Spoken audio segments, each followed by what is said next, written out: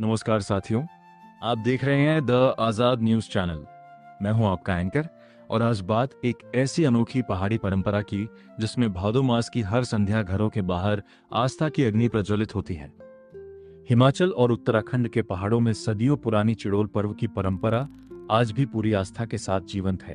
भाद्रपद मास की शुरुआत के साथ ही शिमला, सिरमौर और सोलन समेत उत्तराखंड के देहरादून और उत्तर काशी के कई क्षेत्रों में यह पर्व शुरू हो गया है। 17 अगस्त की संध्या से शुरू हुई यह परंपरा पूरे भादो मास तक चलेगी। हर शाम घर के बाहर जलती है आस्था की अग्नि। चिड़ोल पर्व में घर या खेत की मिट्टी से चिड़ा नामक देव प्रतीक तैयार किया जाता है। गोबर और मिट्टी से बने इस प्रतीक को फूलों से सजाया जाता है। इसके ऊपर पत्थर या स्लेट रखकर हर संध्या अग्नि प्रज्वलित की जाती है। मिट्टी से जन्म और मिट्टी में विलय चिड़ा पूरी तरह प्राकृतिक सामग्री से तैयार किया जाता है। इसमें जौ के बीज भी रोपे जाते हैं जो समय के साथ अंकुरित होते हैं। भादो मास के समाप्त होने पर चिड़ा को फिर मिट्टी में विलीन कर दिया जाता है। यानी इस परंपरा में जीवन का गहरा संदेश छिपा है।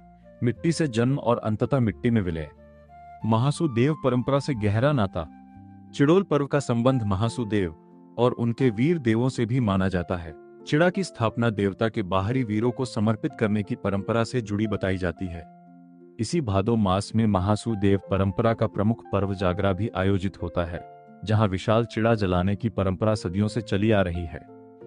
आस्था के साथ छिपा है व्यवहारिक संदेश।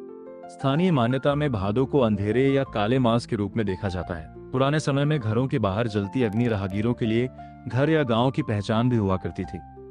स्थानीय जानकारों के अनुसार घरों से बाहर रोशनी और अग्नि होने से कीट पतंगों को घरों के भीतर आने से रोकने में भी मदद मिलती थी।